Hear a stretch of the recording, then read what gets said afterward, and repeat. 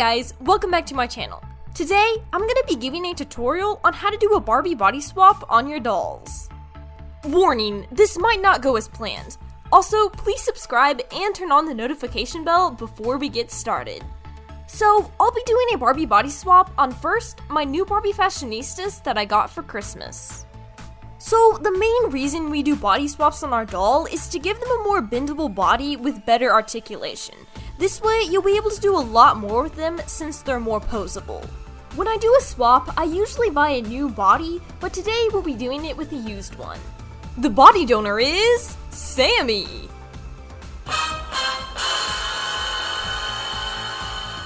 Okay, hold up. You're all probably thinking like, what? Why Sammy? I use her all the time, don't I? Actually, I have two Sammys, and this is the older, rougher looking one that I don't use very much. So yeah, might as well use her bendable limbs for something, right? You should all probably know that body swaps are risky. There's always a chance that something will go wrong or break, so be prepared to lose the doll. Okay, I'll stop scaring you. Hopefully, just hopefully, this will work just fine. And just remember, if you ever want to master body swaps, you've got to do it. I mean, you never know what you can do, you're never going to get better, you're never going to improve unless you try. So we are going to try at ripping off dolls' heads and replacing them. Let's hope that they both survive. When it comes to body swaps on dolls, there are a number of different methods you can use. Some people just take off the doll's head just like that, and others like me like to try something a little less risky, or well, scary. Today I'll be showing you guys my method that I use when it comes to doing a Barbie body swap. For my method, you're gonna need a big plastic bag that both of the dolls can fit inside. So my method requires a bowl of really hot, almost boiling water. You can heat the water up on the stove, but I always put mine in the microwave for about 5 minutes. If you do this, please be careful because if it gets too hot, it can actually explode when you take it out and hurt you. It's never happened to me before, but it can. So we're going to be placing the dolls inside of our plastic bag, then dipping it into the water for 5 to 10 minutes. What this does is it actually softens the plastic around the dolls' heads and makes it easier and safer to remove them. If you just take the doll's head straight off, you actually have a higher risk of breaking something inside, is what I think anyways. I zipped the bag open, then I placed both of the dolls inside. Now I dip them in the water and let them sit for 5 to 10 minutes.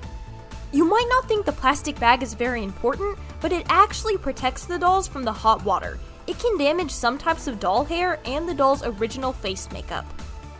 So 5 to 10 minutes later, I'm gonna take the doll outside of the bag and see how squishy her head is. Now, I like mine to be pretty squishy, and hers is still a little bit harder than I like it to be, so I'm just gonna put her back inside of the bag for a few more minutes. Just remember, the longer the doll stays in the water, the softer her head is gonna get. The softer her head is, the easier it's gonna be to remove.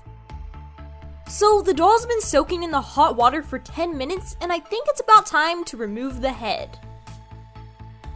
I start by very gently pulling the doll's head out of the peg. This step is probably the hardest part because you don't want to pull with too much force or you might break something inside. On the other hand, if you pull too gently, the head isn't going to come off. All you'll be doing is stressing the peg, which could eventually cause it to break. I would suggest you take your time on this step by very gently pulling the doll's head from side to side until it finally slips out of the peg. As you might have noticed, I'm having some difficulty with this step. The peg inside is getting very stressed and her head isn't coming loose. To make things worse, I just accidentally broke the piece of plastic keeping the peg in place. All I can do is continue to try and remove the doll's head, hoping the peg will stay inside. And as you can see, it just came out and it's now stuck in the doll's head. Well, it's official. This body swap has gone wrong. We're in trouble. Well, this tutorial was a fail. Sure, I'm starting to panic inside, but don't worry. I think I just might be able to fix this. It isn't actually that bad, because I wasn't going to use this body in the first place for anything. All we really have to do is remove the peg from inside the doll's head, which is a lot easier said than done. Why did this body swap go wrong? I really don't know. It could have been because her head wasn't soft enough, I was pulling too hard, or her head was just harder to remove in the first place. From my past experiences, I've learned that the best way to remove a peg from inside a doll's head is with some needle nose pliers. As you might have guessed, we're basically going to use them to try and pull the peg out. It's actually very challenging because there are some prongs keeping it stuck inside. I also have to be very careful because if I accidentally break the round part of the peg piece I'm pulling on, it'll be even harder to take out.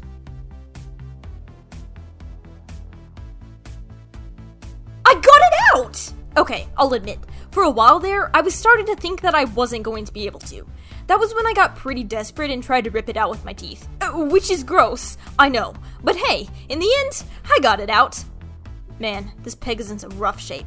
Don't let anyone tell you that these body swaps are easy. They're not. I'm kind of scared, you know, because this is what happened on a new doll. How is this going to turn out on a much older one? Now time for head removal part 2. If this goes wrong, we are in some serious trouble. Since this body swap has gone so terribly wrong, it'd probably be best if you didn't listen to any of my advice. Basically, I'll be doing the same thing as I did on the first. Hopefully, we get a different result though.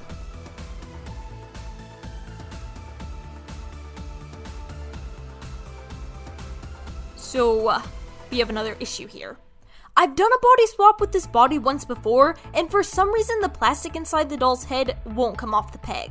I've never seen anything like this before, so I guess I'll just keep pulling and trying to remove the head.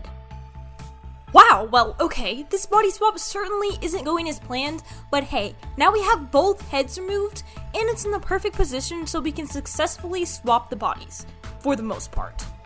I'm gonna start with this doll here. Basically, all you're gonna do is push the doll's head into the peg. Make sure not to be too forceful though, because you might break something inside. And voila! That's it! As for the second doll, we have a few issues. So, the piece of plastic keeping the peg in place is broken. All we can really do is place the peg back inside the body, then put the head on. The doll will be fine, she'll just be a little more delicate. So, this body swap was, well, crazy. But hey, on the bright side, both dolls made it out fully functional. Sure, one is a little more delicate than the other, but you shouldn't be able to tell too bad. I don't know, people always act like body swaps are easy, no big deal. It's the total opposite for me. I guess I just need some more practice. Anyways, I hope you found this failed tutorial useful, if not interesting. If you enjoyed, please make sure to like, comment, share, and subscribe, plus also turn on the notifications. Thanks for watching! The shoutout for today goes to ShayGirl14. And remember, if you want a shout out, all you have to do is comment something nice, then either ask or add a purple heart emoji to your comment.